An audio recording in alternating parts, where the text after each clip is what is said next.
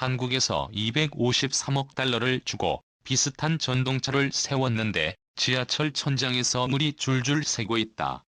천장에 구멍이 뚫렸다. 대만 정부는 국민들의 혈세로 어떻게 이따위 물건들을 사들였는지 절대 이해가 되지 않는다. 최근 지하철 사고에 대한 대만 언론들의 보도 내용입니다. 중국 언론도 때는 이때다 싶어 태반이 사들인 문제의 한국산 전동차에 대해 전동차 내부에서 비가 내리는 낭만적인 사진을 우리는 봤다. 이것이 한국이 그토록 200회 자랑하던 최첨단 기술인가? 한국은 자신들이 최고라고 착각하고 있는데 이러한 한국인의 오만함이 이번 사태를 만든 핵심 이유이다라는 충격적인 망언을 쏟아냈습니다.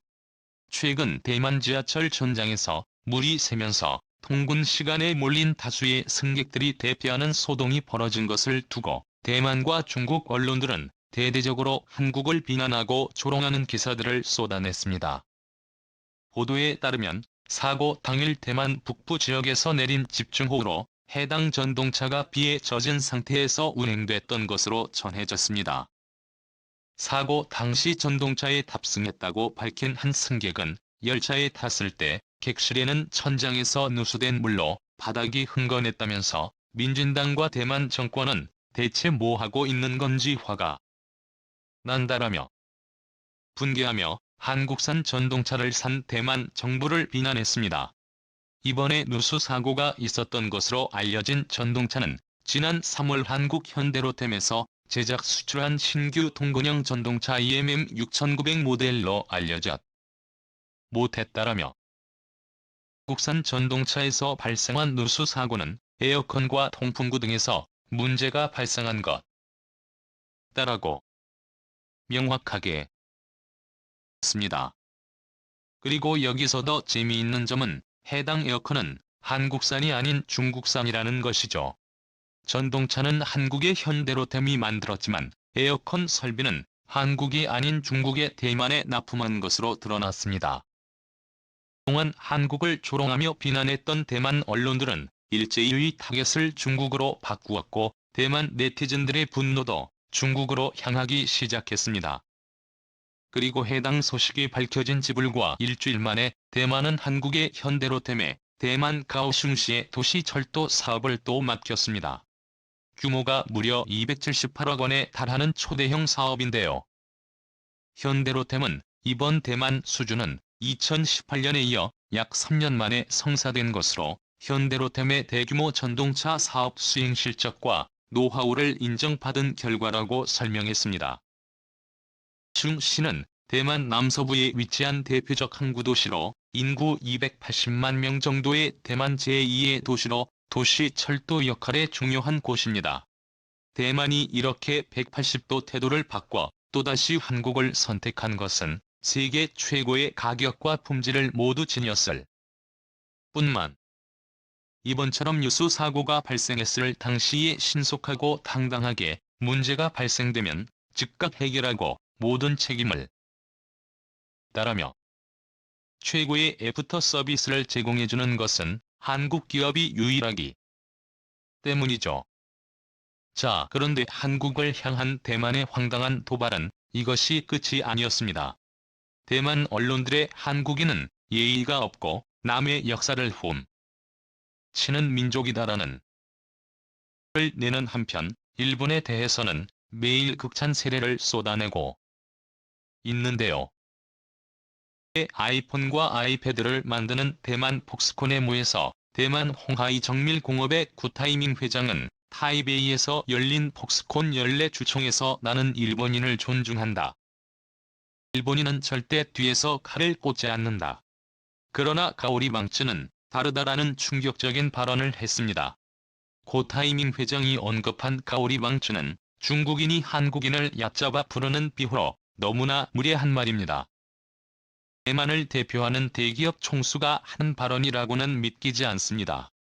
권 회장은 일본 전자업체 샤프와 폭스콘의 협력관계를 강조하면서 샤프의 기술은 삼성전자보다 우수하다며 폭스콘과 샤프가 힘을 합쳐 삼성전자를 추격할 수 있을 것 라고 하기도 했는데요.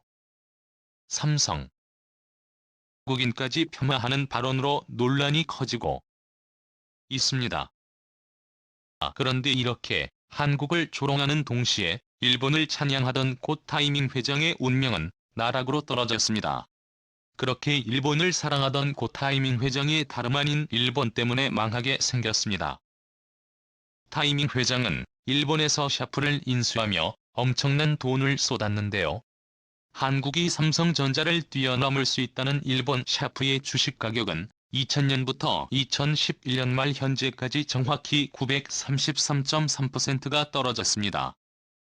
사실상 휴지 조각이 되어버린 것인데요. 같은 기간 일본의 니케이 지수가 3배 가까이 오른 것을 고려하면 그야말로 폭망한 것입니다. 그럼에도 아직도 대만 언론들은 한국은 결코 대만을 따라올 수 없을 것이라며 콧대를 높이고 있습니다. 대만의 대표 IT 매체 디지타임스는 최근 삼성이 10년 이내에 TSMC를 따라잡는 것은 불가능하다라며 한국은 대만의 도전자가 될 수 없다 라고 전했습니다. 2030년까지 세계 1위로 도약하겠다고 발표한 한국의 삼성전자를 비웃은 것인데요. 자, 그런데 충격적인 반전이 일어났습니다. 대만은 이렇게 콧대를 높이며 한국의 삼성전자를 비웃고 있는 이유는 바로 미국의 지원 때문이었습니다. 현재 TSMC가 애플의 AP 공급을 독점하고 있습니다. 애플의 비중이 절대적으로 높고 나머지도 퀄컴과 엔비디아 등 대부분 미국 회사입니다. 미국에 대한 의존도가 절대적으로 높은 상황인데요. TSMC가 이렇게 미국 최고의 기업들로부터 수주를 독식할 수 있었던 이유는 바로 네덜란드 에이스 멜리서의 EUV를 가장 많이 보유하고 있기 때문입니다. 이 공정 장비를 만드는 유일한 기업이 바로 네덜란드의 에이스 메메리인데요. EUV 장비가 없으면 최첨단 반도체를 만들 수 없습니다. 기존 반도체 장비보다 파장이 14분의 1 수준으로 단축되기 때문에 아주 미세하고 까다로운 회로를 섬세하고 정확하게 찍어낼 수 있죠. 기술력과 생산성을 동시에 높일 수 있는 만큼 전 세계 모든 반도체 회사들이 탐내고 있는데요. 14일 전자업계와 해외 언론 등에 따르면 TSMC는 올해 에이스 헤멜이 생산하는 EUV 장비의 70%를 공급받습니다. 미국 IT 전문 매체 샘모바일은 최근 삼성전자가予備 공정을 위한 충분한 생산 장비 확보에 실패하면서 반도체의 경쟁에서 TSMC에 패했다며 TSMC가 삼성을 꺾고 충분한予備 생산 장비를 확보한 것으로 보인다라고 했습니다. 일본의 니혼게이제이 신문은 최근 에이스 헤멜이 EUV 장비 가운데 7%가 삼성전자의 라이벌인 TSMC의 차지가 됐다며 삼성전자는 EUV 장비 구매 대수를 빠르게 늘려가고 있지만 이미 많은 EUV 장비를 확보한 TSMC를 단기간에 따라잡는 것은 쉽지 않아 보인다라고 보도했습니다. 자, 그런데 대반전이 일어났습니다.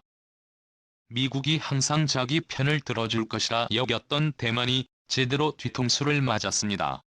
업계 관계자는 최근 이재용 부회장이 직접 에릭셈의 본사를 찾아 장비 대량 구매를 요청한 후 삼성이 TSMC에 크게 밀리지 않는 모습이라고 말했습니다. 말이면 TSMC가 누적 84대 삼성의 신환들을 보유하며 격차가 점점 더 빠르게 좁혀갈 것으로 전망되고 있습니다. 뿐만 아니라 미국의 반도체 동맹에 있어 대만이 아닌 한국을 가장 중요한 국가로 여긴다는 소식이 전해졌습니다. 미국만 굳게 믿고 있던 대만 입장에서는 그야말로 충격적인 소식인데요. 미국이 대만 대신 한국을 아시아의 핵심 거점으로 선택하는 순간 대만이 중국에 넘어가는 것은 시간 문제입니다. 호세 페르난데스 국무부 경제성장에너지환경 담당 차관은 17일 반도체 공급만 재편과 관련 한국이 훨씬 더 할 일이 많다고 굳게 믿는 고 밝혔습니다. 그는 한국이 반도체 분야에서 세계적 수준의 기술자와 고품질의 투명한 투자 법률 등을 거쳤다며 한국과의 협력이 엄청난 가치를 가져올 수 있다고 말했습니다. 뿐만이 아닙니다.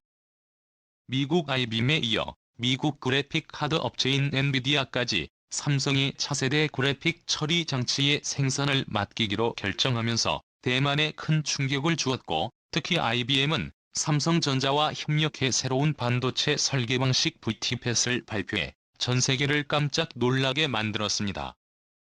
삼성과 IBM이 개발한 VTNIP의 설계 방식은 기존 공정 대비 성능이 2배나 뛰었는데 전력 사용량을 85% 절감하는 데 성공했습니다.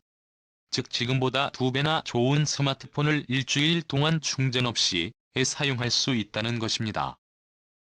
엄청난 혁신이죠. 이렇게 미국의 최고의 우방국이었던 대만에서 한국으로 완전히 가려하려고 하고 있는 것은 한국의 기술력이 뛰어나서 최고의 파트너인 곳도 있지만 한국의 국가 영향력과 한국인의 파워가 그만큼 막강,